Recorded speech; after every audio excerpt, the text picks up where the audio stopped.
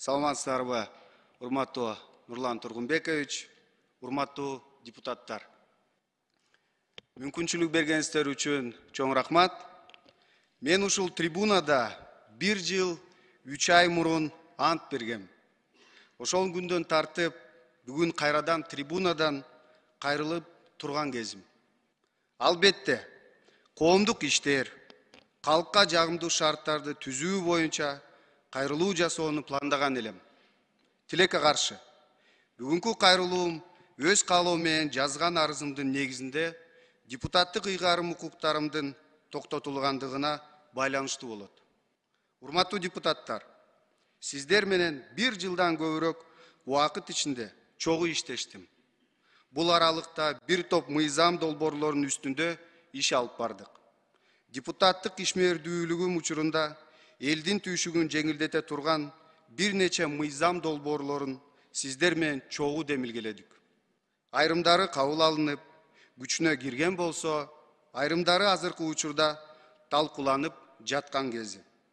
Шайлоочуларым менен тыгыз байланышта болуп, алардын сураныштарын аткаруу максатында мамлекеттик жана муниципалдык органдар менен бир катар долбоорлордун үстүндө чогуу иш алып бардык.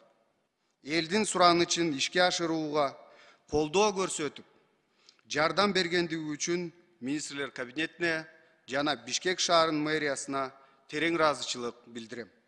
Урматтуу депутаттар, мен 2017 жылдан бери саясаттамын. Жогорку кеңешке борборубуздун Ленин районунан шайланып келгенге чейин Бишкек шаардык кеңешинин депутаты болуп, төрагасынын кызматын аркаладым. Бул мезгилде мага көп нерсеге жол көрсөткөн, тажрыйбасы менен бөлүшкөн, кеңешин аябаган Бишкек шаардык кеңешине жана аппараттын кесипкөй кызматкерлерине терең ыраазычылык билдирем. Бул тажрыйба мен үчүн өлкө парламентине шайланууга түрткү болду. Кудайдын буйругу менен жогорку кеңешке келип, бул жерден мыкты досторду, саналаштарды таптым. Алар менен агайыны, эже карындаш катары мыкты мамиледе болдук. Жана мындан ары да мамилебиз үзүлбөйт деп ишенем. Жаңылбас жаак, мүдүрүлбөс туяк болбойт демекчи. Ар бир адам адашат экен. Алардын катарында мен да адаштым. Тилекке каршы, менин катышуумдагы акыркы болуп өткөн окуя коомчулук арасында кызуу талкуу жаратып, мен окуяны талдап, терең ой жүгүртүп, жана жоопкерчиликти сезип, жалпы мамлекеттин, анын ичинде жогорку кеңештин аброюна шек келтирбей, комиссия мүчөлөрүн жана жалпы парламентти ыңгайсыз абалга калтырбай, өз каалоом менен мандатымды тапшырууну туура көрдүм. Мыйзам баарына бирдей, ал катаал болот. Сен депутатсыңбы же катардагы кызматкерсиңби, эч айырмасы жок. Албетте, бул чечимди кабыл алуу оңойго турган жок. Анткени борбор каалабыздын Ленин районундагы 11.813 шайлоочу мага ишенип, алардын өлкө парламентиндеги өкүлү болууга укук берди эле мага. Тилекке каршы, болуп өткөн окуядан кийин Кыргыз Республикасынын жогорку кеңешинин депутаттын кызматын мындан ары аркалоо моралдык баалуулуктарга каршы келип калмак. Урматтуу депутаттар, ар бириңиздер менен таанышканыма кубанычтамын жана чогуу иштешкениме абдан сыймыктанам. Сүйүктүү мамлекетибизге албан ийгиликтерди каалайм жана дүйнөдөгү эң өнүккөн өлкөлөрдүн катарына киришине тилектешмин. Бул багытта талыкпай иш алып барып жаткан өлкө жетекчилигине, сиздерге, урматтуу депутаттарга, өкмөт мүчөлөрүнө, ар бир кыргызстандыкка ийгилик каалайм.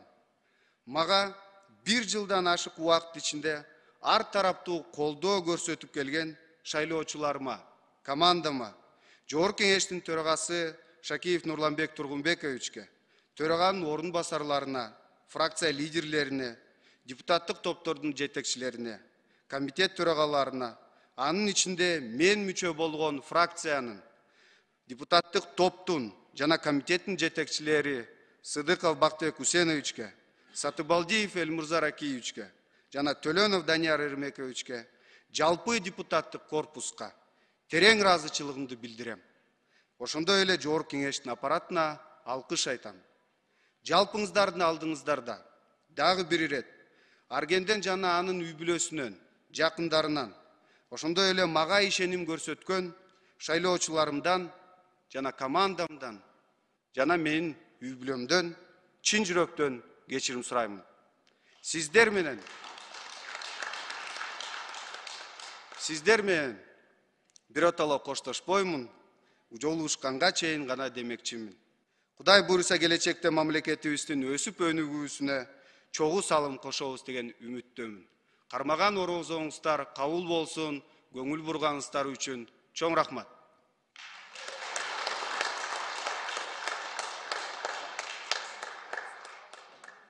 Рахмат Жаныбек мырза, биз дагы сиздин кийинки иштериңизге ийгилик каалайбыз, ден соолук каалайбыз. Сиз биздин парламентте эң активдүү, мыкты депутаттардын бири болдуңуз. Саламатсыздар, урматтуу депутаттар.